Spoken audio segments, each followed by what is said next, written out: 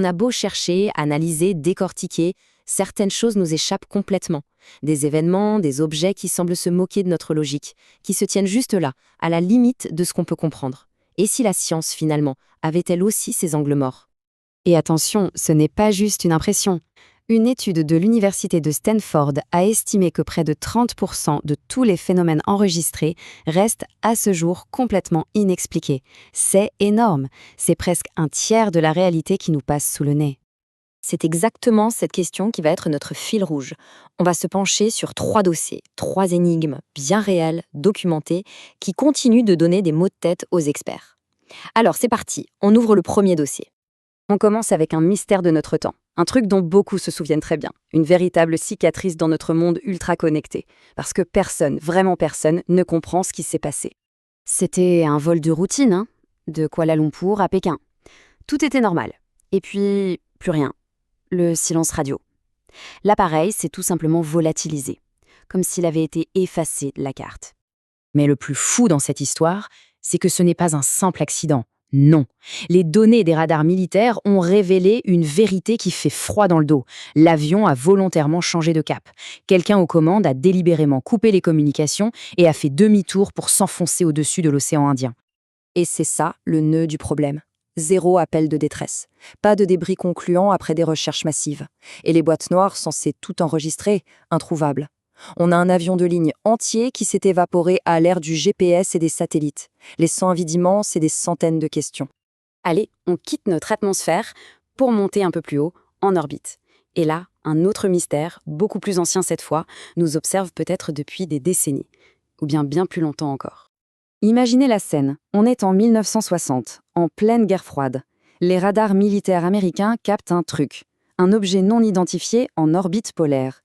Le problème, à cette époque, ni les États-Unis ni les Soviétiques n'avaient la technologie pour placer un satellite sur une telle orbite. Alors, c'était quoi? Alors là, ça devient intéressant. D'un côté, on a l'explication officielle, assez simple, c'est un débris, une couverture thermique perdue par des astronautes en 1998. Sauf que, ça ne colle pas. Comment expliquer les détections bien antérieures, dès les années 60? Et surtout, pourquoi cet objet ne dérive pas comme un débris normal, mais semble suivre une trajectoire bien précise? Et l'histoire devient encore plus folle. Dans les années 70, un chercheur écossais affirme avoir déchiffré un signal radio qui semblait provenir de l'objet. Et pas n'importe quoi, Selon lui, c'était un message, une carte des étoiles qui pointait vers un système solaire à 13 000 années-lumière. C'est ici qu'on bascule dans le vertigineux. La théorie la plus dingue, c'est que ce satellite serait là depuis 13 000 ans. Oui, vous avez bien entendu. En orbite depuis la dernière ère glaciaire, bien avant Sumer, bien avant les pyramides. Un observateur silencieux de l'humanité. Mythe ou réalité, le débat fait rage. Bon, on redescend sur Terre pour le dernier dossier. Mais attention, on va plonger dans un passé si profond, si lointain, qu'il défie tout ce qu'on pense savoir sur l'histoire de notre planète. On est en Russie en 1999. Un professeur découvre par hasard une énorme dalle de pierre d'1 tonne. Au début, rien d'extraordinaire. Sauf qu'en la nettoyant, il réalise qu'il y a quelque chose de gravé à sa surface, quelque chose d'absolument incroyable. Ce n'est pas juste une gravure, c'est une carte en relief, une carte topographique en 3D d'une précision folle de la région de l'Oural. On y voit les rivières, les montagnes, mais le plus troublant, c'est qu'on y voit aussi des structures gigantesques, un système de canaux, de barrages, des ouvrages d'ingénierie qui n'existent pas aujourd'hui. Et là, attention, accrochez-vous bien. Les géologues ont analysé la pierre, les coquillages incrustés dedans. Leur verdict, la pierre a 120 millions d'années. Non, ce n'est pas une erreur de frappe. 120 millions d'années. En plein milieu du règne des dinosaures, la question est simple, mais elle donne le vertige. Qui avait la technologie pour avoir une vue aérienne quasi satellitaire et les outils pour graver cette carte avec une telle précision, à une époque où l'être humain n'était même pas une ébauche dans l'évolution?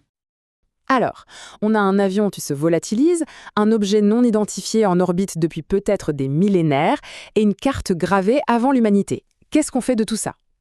Chacun de ces dossiers vient fracasser nos certitudes. Le MH370 nous rappelle la fragilité de notre maîtrise technologique. Le Black Knight questionne notre solitude dans l'univers. Et la pierre de Dashka, elle pulvérise carrément toute notre chronologie de l'intelligence sur Terre. Et il faut bien comprendre une chose, ce ne sont pas des légendes ou des contes de fées. On parle d'événements documentés, d'objets physiques qu'on peut toucher, de données radar, des faits bien réels que la science, pour l'instant, est incapable d'expliquer de façon satisfaisante.